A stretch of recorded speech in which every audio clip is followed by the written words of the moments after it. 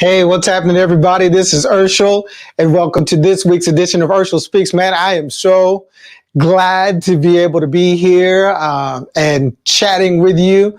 It's looking great outside today. I think the high here in Plano is going to be 75. Who would have thunk just 1 week ago, we were, having a Texas style blizzard. A few days ago, less than a week ago, I got up at 4 o'clock in the morning to check my pipes, and my phone said it was 1 degree outside, and a few more inches of snow fell that day. And now you look outside less than a week later, and you can't even tell that we had any snow or freezing temperatures. And really thankful for how we did through the storm, and for all of you out there that have been praying for us Texans going through our version of a winter storm and blizzard. I really appreciate all of that. But we've made it through, and families are recovering. I've seen some great stories too, as it relates to that do what I love to have done for me. It renews my faith and my belief in the human spirit. And I read one great story about a delivery driver from Houston, Texas, who leaves where she lives and goes to Austin to do deliveries and drive, because she gets more business that way. And she went to deliver to a family, and that family, her car got stuck just outside their driveway, and she got stuck in the snow and the ice, and she was trying to get her car out. She called AAA because she couldn't, and the husband of the family came out and tried to help her get her car out, and they waited on the tow truck, and they were just going through all of this stuff, and then 2 hours passed, and they invited her inside the house, and then she went back out, waited in her car for AAA. 5 hours passed. AAA finally says, "Hey, we're not going to be able to make it. There's too much demand. We don't have enough trucks, and we can't get to you." That young lady ended up staying in this family's house for 5 days. A stranger, this couple let them stay in her house and gave her a bedroom, and she made them a pineapple cake. I mean, they kind of became family over that 5-day period where they let a stranger in their house. And, so in the middle of all the things that are going on, and, people are pointing at this person, and there's a lot of blame game going on, all of those things, I love seeing these types of stories that show that at the end of the day, the regular people that are out trying to live life and be happy, most of the times are willing to do the right thing and the good thing, and to go beyond expectations. They didn't let her just sit out in her car. They fed her. They did everything. And like I say, she became part of the family. But so, again, we survived and we've come through it, and on to what's next. It's 2021, so I guess it's trying to one up 2020. So I have a topic. I've been wanting to have this conversation with you for a couple of weeks now. I got sick, and then we had the storm, and no. We had an internet outage. I don't know, whatever was going on. But we're here today, and this is a conversation, one of those perpetual conversations, and I want to put an end to it today. I want to define clearly this conversation about who the GOAT is. Most of you know, when you hear the term GOAT, there's a couple of connotations that you might hear that in, but the one I'm referring to is the greatest of all time. In my life, that term, when I first hear greatest of all time, it always takes me back to Muhammad Ali, the boxer, Cassius Clay, national, international hero of sorts, and from boxing, and someone that, being born in 1970, that was always an icon for me and my friends and my family. He wasn't always looked upon that way. So that's the first, like the law of first mention. When I hear the term GOAT, my first thought is always that one person who I first heard referred to as the greatest of all time. Now, of course, it was him saying that he was the greatest of all time in only the way that he could, and he was very entertaining in that way. But that conversation, this conversation of the GOAT, in basketball, the conversation, again, in my lifetime, has revolved around one man, Michael Jordan. And, he's the guy that, Chicago Bulls, and he was individually a phenom when he came into the league, and scoring 50 points a game, and then he learned to make everybody else on the court better, and his scoring numbers went down. He was the top defensive player, but everybody on his team got better, and championship after championship after championship, three-peat and three-peat, all of these things, commercials. I'd like to be like Mike. And so then there's been, in basketball, there's the LeBron James and the Kobe Bryants and all those people going after that title of being the GOAT and having the most championships and the most wins and MVPs and all of those things.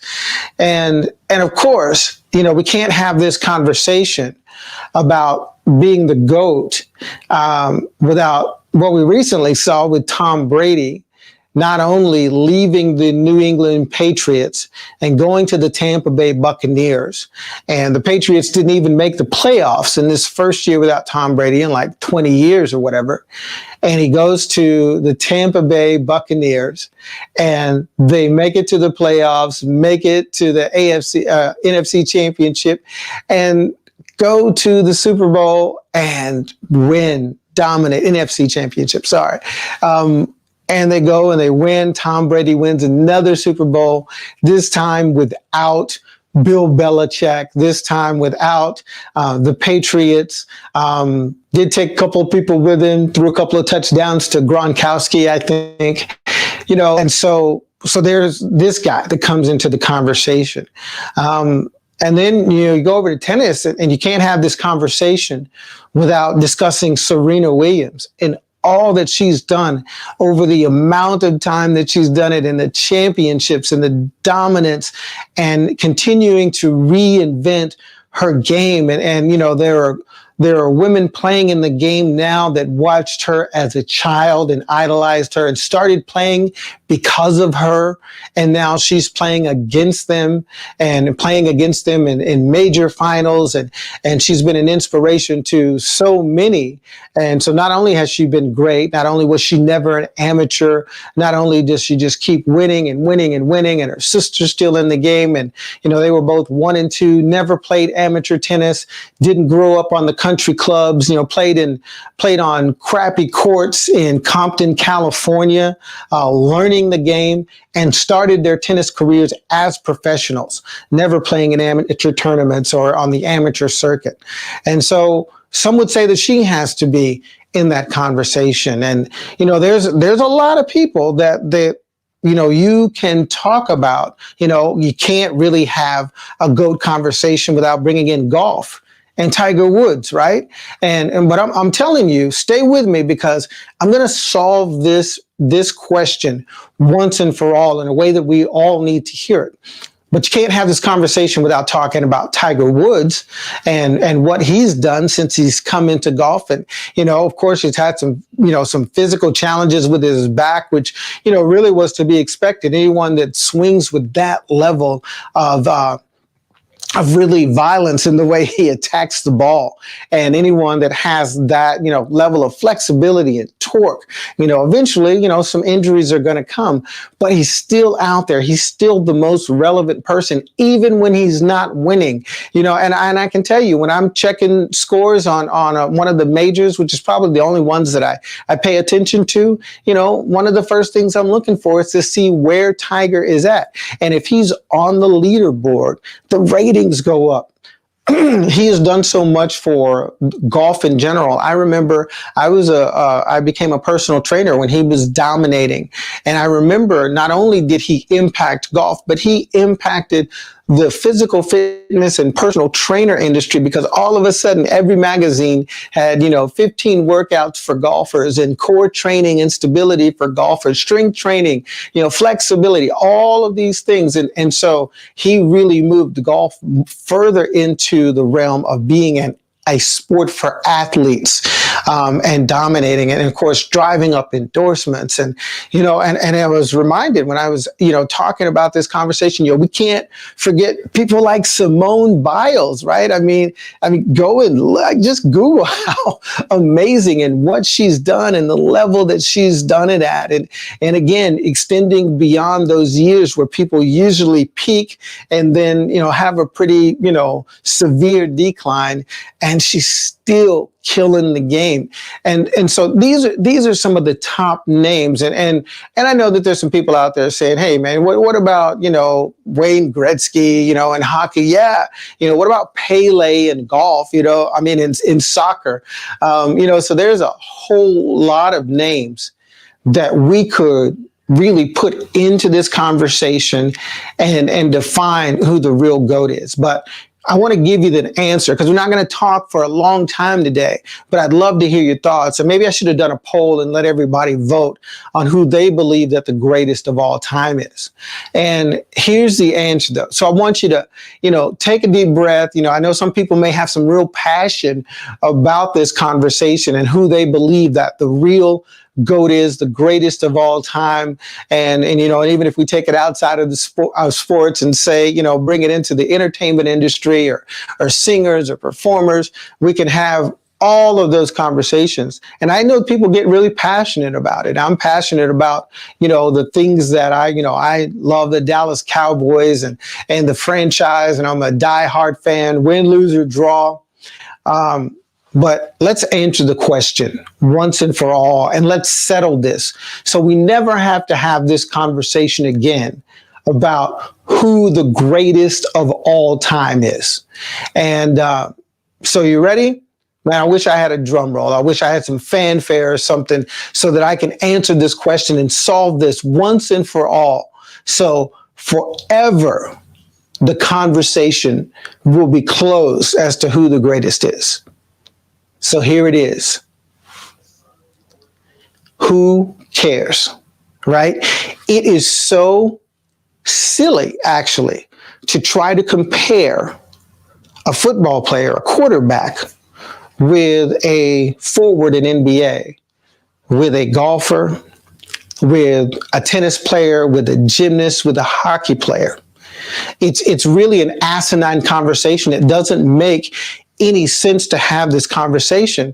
And so then why would I spend all of this time building this up? Because this is part of the reality of life that I see that gets so many of us into trouble. And so here's what I can tell you. We can look at all of these athletes, or we can look at Denzel Washington, or we can look at, Will Smith and the people that have this tremendous work ethic and have gone from here all the way up to here. And there are some things that we can analyze and we can pull out and we can talk. And there are some traits and some characteristics. But the real challenge, and the way I see it, is not just trying to be whoever you think it is that is the greatest in this area and compare them to someone in another area. That's the real problem. And that is a serious flaw that we have in the way that we think and in the way that we operate in our life. The reason why I say who cares is because it doesn't matter if you try to compare someone on a sport that has 64 players and someone who plays in a sport by themselves that doesn't have a team that performs with them. They have a team that helps them prepare, because it's the same mentality that gets us in trouble. It's the same mentality that causes us to struggle in our own lives when we start to compare ourselves to other people, when we start to compare ourselves to other situations and other circumstances, and then we begin to judge ourselves, and it looks like other people are better than us, they perform better than us, they have more talent, more skills, they always win, I'm struggling, I'm fighting, and we get into this mindset of competition and comparison, when the reality is it's just as asinine to compare ourselves to someone else as it is to compare a football player to a basketball player and try to decide who's best, who to compare a gymnast to a golfer and try to say who's the best between those two. Listen, in life, we are not competing against anybody else. We're not competing against someone else's performance or someone else's abilities or someone else's skills or talents. You know who we're competing against? You know what our competition is? You know what my competition is? It's yesterday. It's the day before yesterday. You know what my goal is? To be better today and to be better tomorrow. And that's where the real challenge and the real battle is, because you comparing your life to someone else, you're not on the same playing field. Even if you're in the same career, you're not on the same playing field. It's not the same game. Everyone's not experiencing the same challenges. Everyone wasn't raised the same way. And when we move from this competitive mindset of comparing ourselves, because here's the thing, when you compare yourself, one of two things really is going to happen. You're going to fail in your own mind because you don't measure up, or you're going to try to diminish the person that you're comparing yourselves to so that you feel better about yourself. But neither one of those things changes who you actually are and what you're actually doing and you achieving your own greatness. What we have to decide is, I'm going to be the greatest of all time today. And then tomorrow, I'm going to turn around and be the greatest of all time again tomorrow. And I'm just going to keep doing that. And I'm going to stack one great day after another great day after another great day. And then I'm building my great life. Now I'm competing on the field where I am supposed to win, where I'm destined to win. And guess what? I'm the only one that can win. I'm the only one that gets the Super Bowl championship ring. I'm the only one that reaches the checkered flag. It's my race to run. It's my individual life to compete in. And everybody else around me, you know what they're doing? They are running their race. And in my mind, they're all collaborating with me for me to be the greatest. Every circumstance, every person, every situation wants to see me win. That's just the way I choose to think about it. I don't think that there's a whole bunch of people. There might be a few, but why think about them if everyone else out there is wanting to see me succeed, and everyone out there wants me to be my best. Everyone out there wants me to win and be successful. Why would I even spend any time thinking about who I'm trying to compare to or who doesn't want me to win? I tell you, one of the words that has become prolific in the American conversation is this word called haters. My haters this, and I want to thank my haters and those who doubted me. Forget that. There are so many people that want to see you live your best life and do it over and over and over and over again. Why would you focus any time? Why would you? And I know some people say they draw motivation from their haters. Well, what are you going to do if everybody loves you? What are you going to do if nobody's hating on you? And some of us, we really aren't that important for anybody to be hating us, right? So what are you going to do when think about it. Would you rather draw fuel from the few people that hate you, or the thousands of people that just want to see you be great, that just want to see you excel? Choose your fuel source. Fuel yourself off of the people looking at you to say, wow, you did an amazing job. Wow, you're great. I always love talking to you, or, you're the best at your job. And draw your fuel, your inspiration from that. Because at the end of the day, the Hall of Fame ceremony that matters the most really is kind of that one that you have Or maybe the one that's celebrated, when my life expires and I'm laying in a pine box and people are standing around not lying, telling the truth about who I was and what I did. That's the Hall of Fame speech right there. And what I want, and I believe what every person intrinsically wants, is to know that at the end of the day, I was great at being me. I was great at doing the things that I loved and that I was passionate about. The people who meant the most to me think the most of me. The people that I care about the most are the ones that benefited the most because I pursued my own personal greatness. And I did that consistently. And it doesn't always feel like that, at times. Sometimes we feel like we're struggling. Well, guess what? There's not an athlete or a performer or anybody that achieves greatness that doesn't recognize the value of the challenges and the struggle.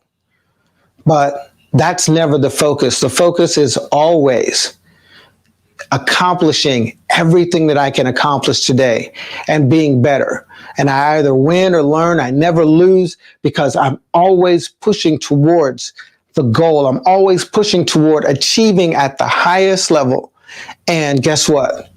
I got a whole bunch of people. I got a whole world out there. Who knows what the impact of the ripple of my life that it's going to have throughout the world. I've told you some stories about, a young guy calling me, a young man from Brazil who called me when the World Cup was in South Africa.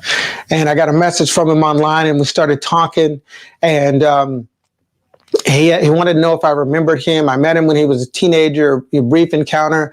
And, he told me, these stories about the fact that when I met him, he was of Japanese descent, but he was born and raised in Brazil. And he said he looked different, he felt different. And when I met him, apparently he was really at a place where he wanted to end his life. And he just felt like he didn't fit in, he didn't measure up because he was in this comparison mindset. And he said, you came to me and you told me, and the only conversation I had with him, he said, I told him that he needed to believe in himself because God believed in him.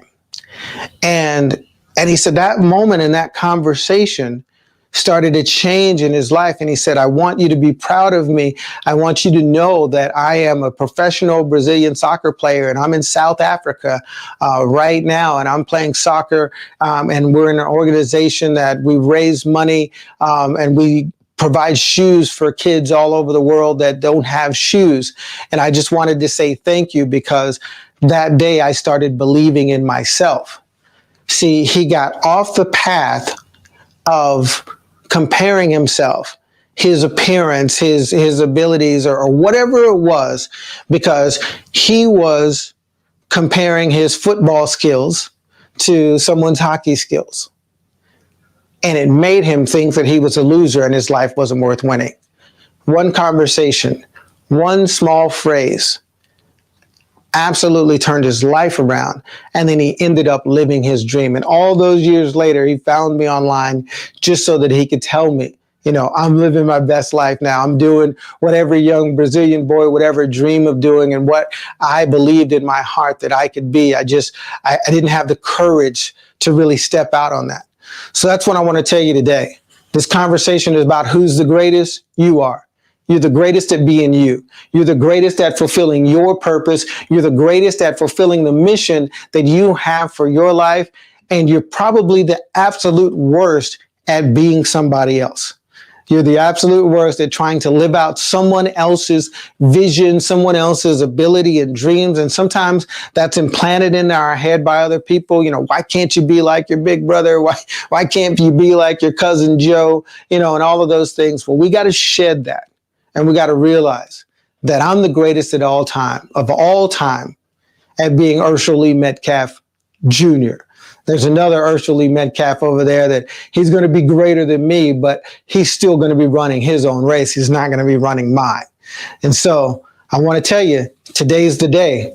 Put in the work to be great at being who you are. And then your competition tomorrow is how great you were today.